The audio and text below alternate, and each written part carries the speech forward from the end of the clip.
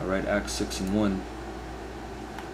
Alright, it says of the Grecian, which is the word there's Hellenistes, which means one who imitates the manners and customs of the worship of the Greeks and use the Greek tongue used in the New Testament of Jews born in foreign land and speaking Greek. So these are Israelites that really knew they were Israelites, but they spoke Greek.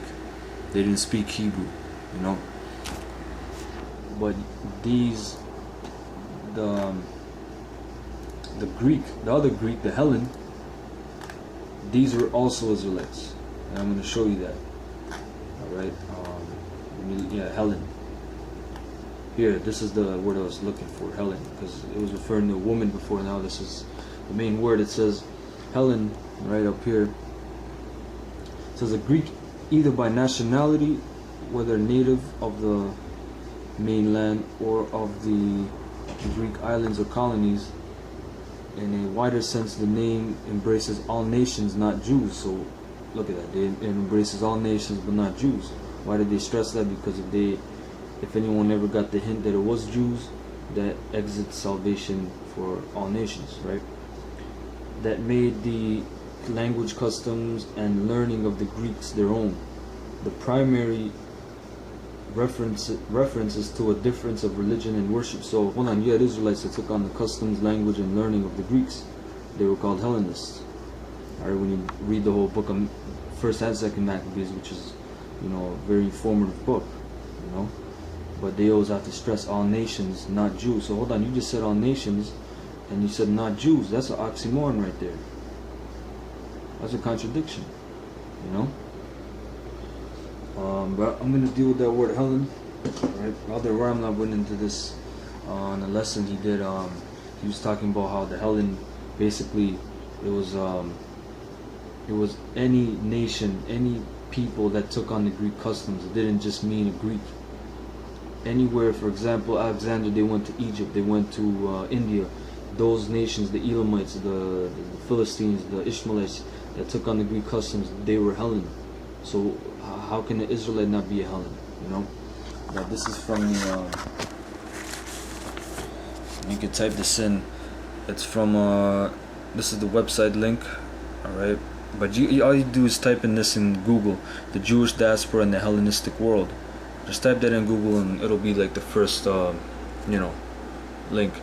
So it says that the Hellenistic diaspora was for the most part a voluntary movement of Jews into the Hellenistic kingdoms that created the Jewish presence outside Judea. Right? So these are Israelites that went voluntarily to Hellenistic kingdoms and became what? Hellenists. Right? But moving on down, this is a cut.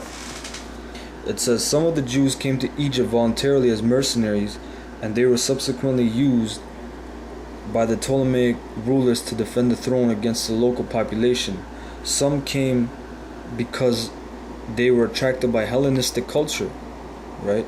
A few were coerced into coming to Egypt by false promises of riches. Jews, as Greek-speaking non-Egyptians having the official rank of Hellen, could attain practically all positions under the Ptolemies. So hold on, it says Jews as Greek-speaking non-Egyptians, right, having the official rank of Hellen. So it says Jews have, basically this word Hellen is like a rank. If you're not a Greek, it was a rank you attain. So if you move to Greece, right, you had your children, first generation, they were Hellen. They're already part of the society. They were born in Greece. They had a Greek name. They kept the Greek customs. They spoke the Greek language. They went to the Greek schools. They went to the Greek gymnasium. They kept the Greek practices. So they were called Hellen. So I'm going to read that again. It says Jews as Greek-speaking non-Egyptians having the official rank of Hellen could attain practically all positions under the Ptolemies, meaning that they were poets, they were philosophers, they were administrators, alright? Like the 7 sages, those are Israelites. So some Jewish communities existed in other kingdoms and cities, such as the city of Antioch in Syria under the Seleucids, and the Jews in Babylon who chose not to return from exile. Alright? So that's a main cut. All right. So whenever you see this word Helen, and they always stress, you know, what it is, not Jews. You brothers know what it means. It's a rank which Israelites did attain. All right. So now I'm going to go into a book. All right. Show you some more information. All right. So this book is called Wanderings. All right. Chaim Potak's History of the Jews. All right. And we're going to go into the Israelites in Greece. So this is page 182.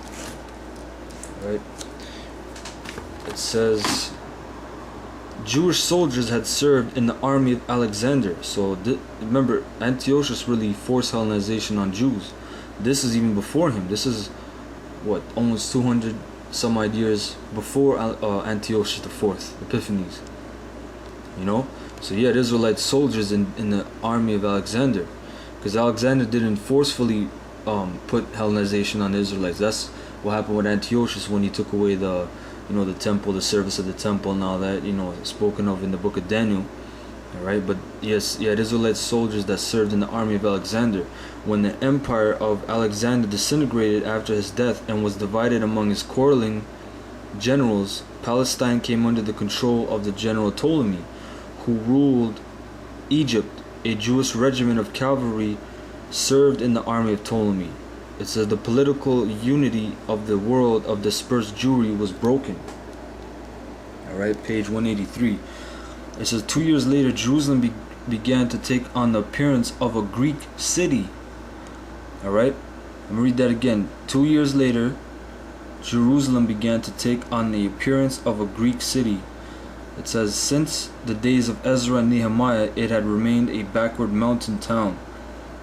It says its people dedicated to the law of Moses as interpreted and taught by the prophets and Ezra. Now priests exercised naked in the gymnasium that had been built near the temple on the sacred mountain of the Most High.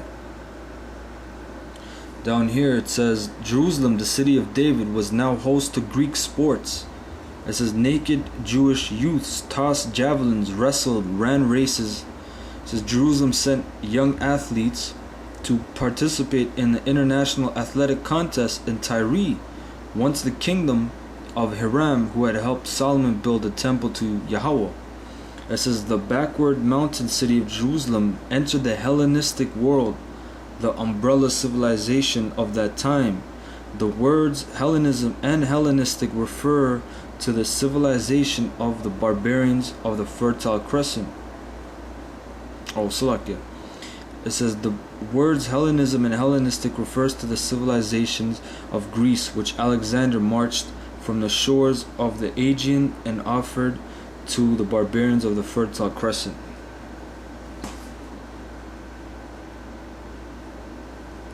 I believe, there's one more page to read. And like when it said Alexander had Israelite slaves, you'd call it, you had one of his main generals, what was his name, Cletus Melanus. Alright, that was his main general that helped him win all his battles. Alright, and then there's different history, but some history says that he killed Cletus Melanus after, but that was his main general. Alright, so this is page 184. It says Jerusalem was now an international city. It was granted permission to mint its own coins. The 1500 priests of the city, along with most of the aristocrats and merchants, were no doubt pleased. Prosperity was a certain promise to the leaders of a city participating in the exported civilization of Greece. But there were those who did not share the eagerness of the Hellenizers, who cared little about having Hellenism serve as the link between Jerusalem and the world. They despised the abominations of paganism. These were the pious masses of the city and the farmers of the countryside, who observed fervently the law of Moses. It says others among the masses were attracted by certain importations of this new paganism, astrology, superstition, magic. Then Jason lost the high priesthood to someone called Menelaus. It says a member of a priestly family whose name is unknown. Some scholars believe the name of a priestly family, it says some believe the name of the city was changed to Antioch. It says popular leaders emerged who preached devotion to the Torah. They called themselves Hasidim, pietists. So street fights broke out in Jerusalem, just like you had today.